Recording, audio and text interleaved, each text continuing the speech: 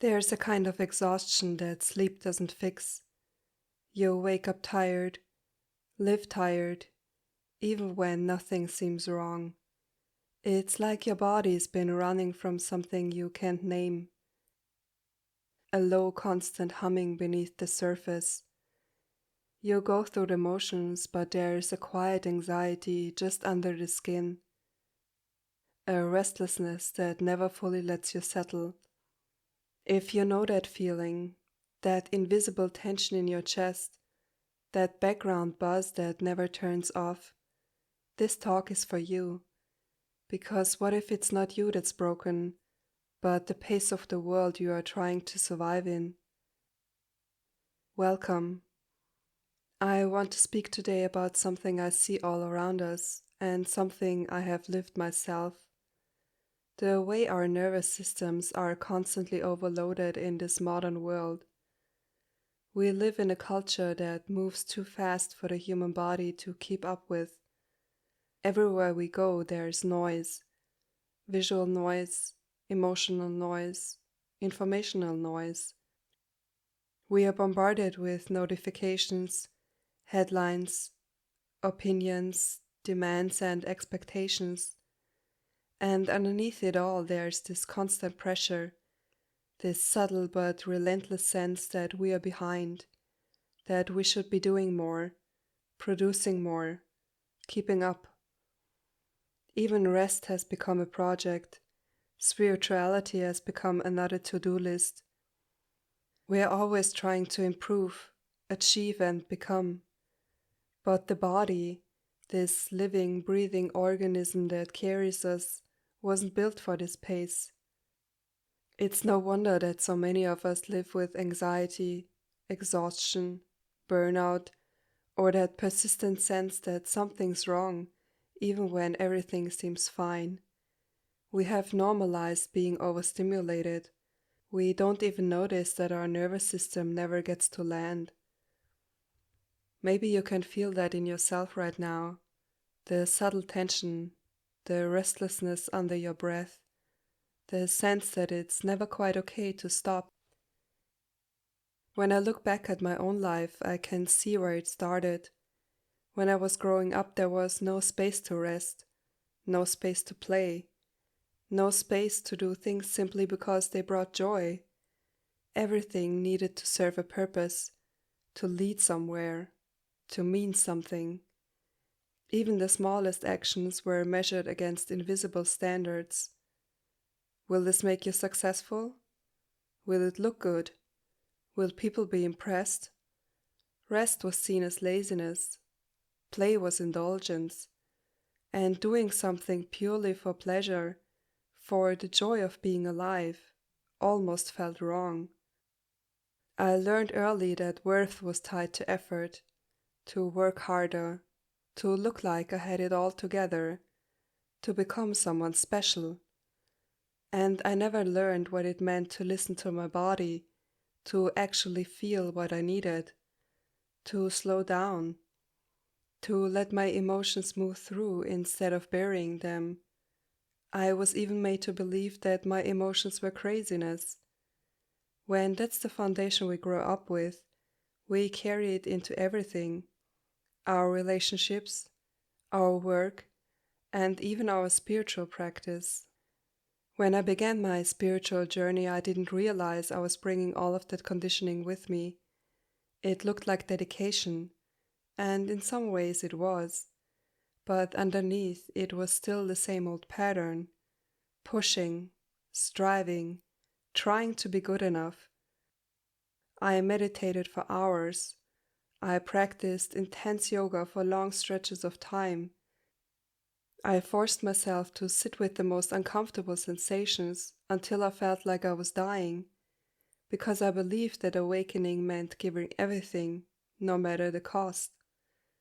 I thought surrender meant pushing past every limit, but what I was really doing was abandoning myself in the name of awakening.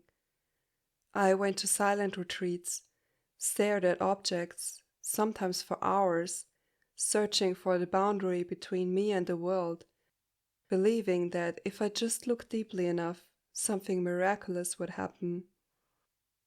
But what I was actually doing was overwhelming a nervous system that was already stretched thin.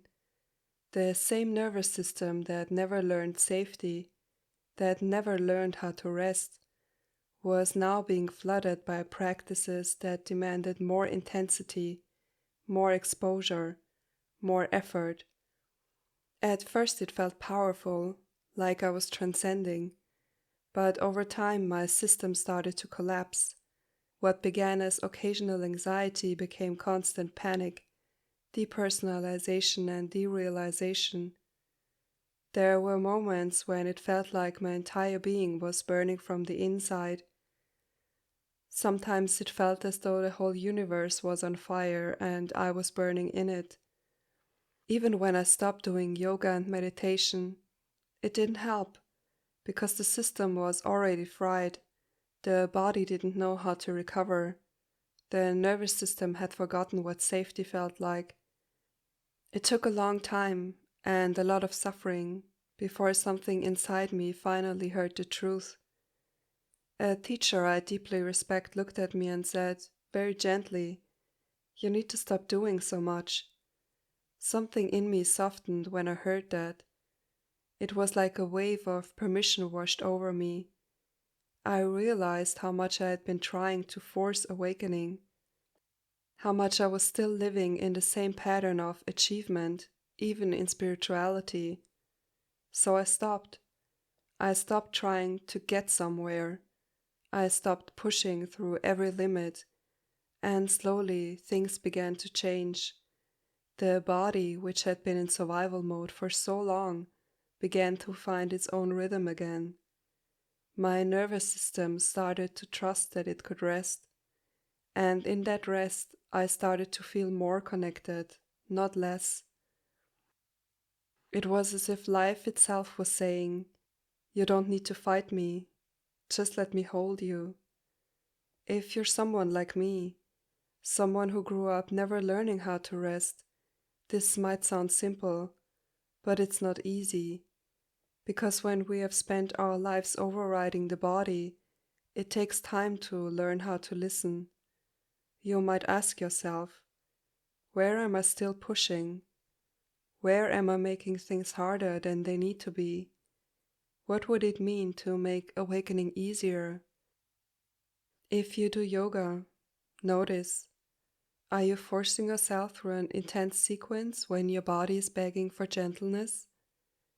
Maybe today just start with one posture and see if the body wants to do more. Maybe just lying on the floor is enough. If you meditate, are you sitting there trying to do it right? Trying to conquer discomfort instead of befriending it?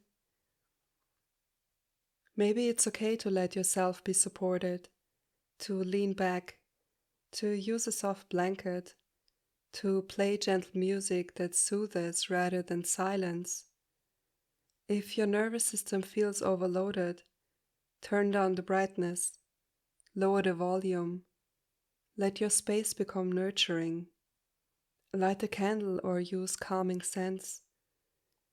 Let the environment remind your body that it's safe. Sometimes when I feel ungrounded, buzzing with energy that the body can't contain, I lie on the floor and simply notice every place where my body touches the ground. That simple contact, it tells the body, you are supported. You don't need to fight gravity. You can rest into it. If even walking feels like too much, start with 5 minutes outside. No need for long, exhausting hikes. Just 5 minutes of air, light, and movement. The smallest act of kindness toward your nervous system is never wasted. That's how the body learns to trust again. As we begin to slow down, something remarkable happens. We start to see just how foreign rest has become, how strange it feels to actually be gentle with ourselves. It can feel uncomfortable, even wrong at first, because the old conditioning whispers, if you rest, you will fall behind. If you slow down, you will lose everything. If you stop, you will never awaken. But none of that is true. In fact, what I've discovered is the opposite. When we stop fighting, awakening becomes simpler. It happens by itself. Gentleness becomes the path. Embodiment isn't about achieving some perfect state. It's about relationship. It's about befriending the body that's been protecting you your entire life. Every moment of dissociation, every time you pushed feelings away, that was your body trying to keep you safe. It wasn't wrong. You didn't make a mistake. It was survival. And now awakening invites us to reintroduce safety, to teach the nervous system that it can exhale. When you feel overwhelmed in life, ask yourself, what would help my body feel a little safer right now? Maybe it's music, maybe it's movement, maybe it's a hand on your heart. Try whispering to your body, it's okay, you're safe now, you can rest. Throughout the day you can make this a living inquiry. When something feels unbearably hard, pause and ask, how can I make this easier for myself right now? Not in a way that avoids life, but in a way that honors your limits. Because love means stopping before you collapse. Compassion means choosing the gentle path instead of the heroic one. When you sit in meditation and every second of silence feels like hell, because trauma or emotions start to surface, maybe play some gentle music, not to escape the feeling, but to give your system something safe to hold on to. When you notice tension, try holding yourself, literally. Wrap your arms around your body, breathe, and remind yourself that you are here and that it's safe to be here. These small acts begin to repair the trust between you and your own body.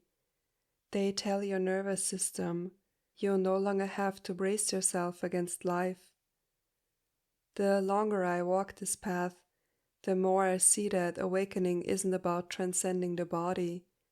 It's about coming home to it. It's about honoring the truth that this body, this nervous system, is the ground through which awakening expresses itself. If we ignore it, we split ourselves. But when we include it, when we allow it, awakening becomes human, gentle, and real. Because even the body, the mind, and the nervous system are not separate from the divine. They too are expressions of the same consciousness that gives rise to everything. The trembling, the fatigue, the tension, all of it is the divine moving through form. There is nothing outside of that wholeness. The sacred isn't somewhere beyond this experience. It's right here, breathing as you, sensing through you, feeling through every cell of your body. Maybe spiritual maturity isn't about how much intensity we can handle. Maybe it's about how tenderly we can meet ourselves, how honestly we can care for this living organism that's been carrying us. So wherever you are right now, take a deep breath, let your shoulders drop, let your body feel the ground beneath you. You don't need to do anything more in this moment. Let the nervous system rest. Let awakening be easy. Let it be soft. Everything, even the softness itself, is divine.